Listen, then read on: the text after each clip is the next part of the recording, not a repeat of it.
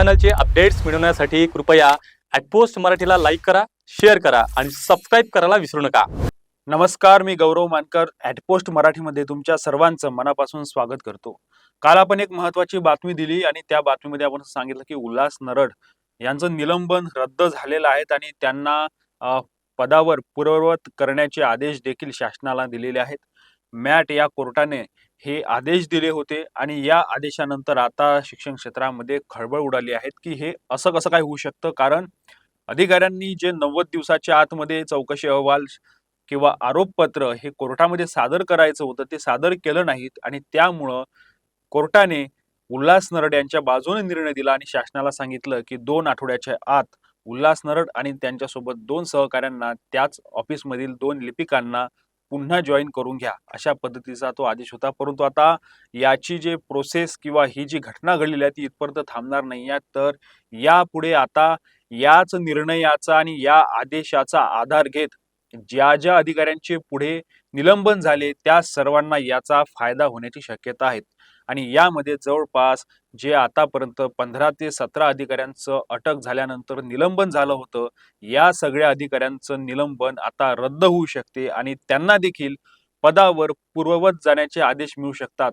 त्यामुळे आता हे जे प्रकरण आहे, ज्या पद्धतीनं अधिकाऱ्यांनी दिरंगाई केली का, अधिकाऱ्यांनी दिरंगाई केली तर ते कोणाच्या सांगण्यावरून, कोणाच्या दबावात किंवा काय साटलोटं झालं, काय व्यवहार झाला की अधिकाऱ्यांना याची कल्पनाच नव्हती की अशा पद्धतीची काही प्रोसेस असते।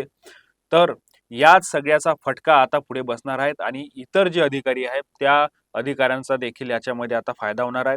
आता फक्त उल्हास नरड यांचं निलंबन रद्द झालं। आता याच निर्णयाचा आधार घेऊन ज्या ज्या इतर वेगवेगळ्या उपसंचालक कार्यालयातील अधिकारी असतील, उपसंचालक असतील, त्याच पद्धतीने जे शिक्षणाधिकारी आहेत, या सगळ्यांना आता याच पद्धतीची याचिका मॅटमध्ये ते दाखल करणार आणि हा आदेश मॅटमध्ये दिल्यानंतर यांचं अशा पद्धतीचं निलंबन झालं होतं आणि त्यानंतर सरकारने किंवा अधिकाऱ्यांनी कुठलीही त्यानंतर प्रोसेस केलेली नाहीत आणि त्यामुळे आता आम्हाला देखील आमचं निलंबन रद्द करा, अशा पद्धतीची मागणी आता इतर अधिकारी देखील करू शकतात आणि त्यांचं देखील निलंबन रद्द होण्याची शक्यता जास्त आहे।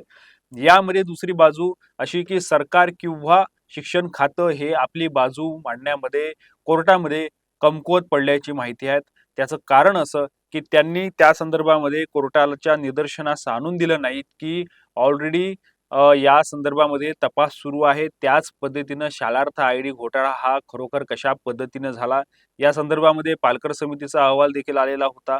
त्यासोबतच आता त्रिसदस्यीय समिती जी आहे, ज्याला आपण SIT म्हणतो, त्याचा देखील अहवाल येणे बाकी आहे। तो 10 जून पर्यंत अहवाल येणार आहेत आणि त्यामध्ये काय येतं हे देखील बघावं लागणार आहे आणि त्यांच्यापेक्षा वरिष्ठ अधिकाऱ्यांचा त्या ठिकाणी अहवाल आवश्यक होता 90 दिवसाच्या आत। तर वरिष्ठ अधिकारी सर्व या सगळ्या चौकशीमध्ये गुंतले होते।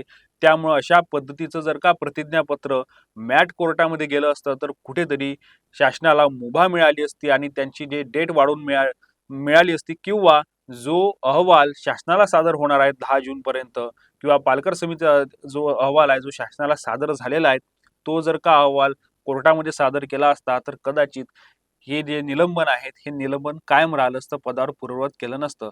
मात्र तशा पद्धतीचं काहीच झालेलं नाहीत आणि याच एका कायद्याच्या चौकटीतील एका छोट्याशा गोष्टीचा फायदा घेत यांचं निलंबन रद्द करण्यात आलेलं आहे। त्यामुळं आता येणाऱ्या काळामध्ये इतर जे अधिकारी आहेत, ज्या अधिकाऱ्यांचं निलंबन झालेलं आहे, ते अधिकारी देखील आता कोर्टात जाऊन दाद मागणार आहेत आणि कोर्टामध्ये देखील उल्हास नरड यांच्या याचिकेचा आणि त्यांच्या आदेशाचा दाखला देत स्वतःचं निलंबन रद्द करून घेण्याची शक्यता जास्त आहे आणि हा जो निर्णय आहे येणाऱ्या 15 ते 20 दिवसामध्ये किंवा महिनाभरामध्ये जरी आला तरी आश्चर्य वाटायला नको। त्यामुळं आताची ही जी बातमी आहे ही महत्त्वाची बातमी आहे आणि पुन्हा हे जे भ्रष्टाचारामध्ये ज्यांचा इन्व्हॉल्वमेंट होतं हे सर्व अधिकारी परत जर का शासकीय सेवेमध्ये आले आणि यांच्याच हातामध्ये जर का या सगळ्या चौकशींची दोरी लागली तर या पूर्ण प्रकरणाचा तपासाचा काय होईल याचा अंदाज देखील तुम्हीच बांधू शकता। आम्ही या प्रकरणावर लक्ष ठेवून आहेत, यापुढच्या काळामध्ये या घटना कशा पद्धतीने जात हे आम्ही बघणार आहोत। तुमच्या लक्षात देखील जर का अशाच पद्धतीच्या काही घटना किंवा काही माहिती असेल तर तुम्ही आम्हाला आमच्या कमेंट बॉक्समध्ये दिलेल्या मेल आयडीवर संपर्क साधू शकता। आजचा व्हिडिओ तुम्हाला कसा वाटला कमेंट बॉक्समध्ये कमेंट करून नक्की कळवा आणि @पोस्ट मराठीला लाईक करा, शेअर करा आणि सबस्क्राईब करायला विसरू नका। धन्यवाद।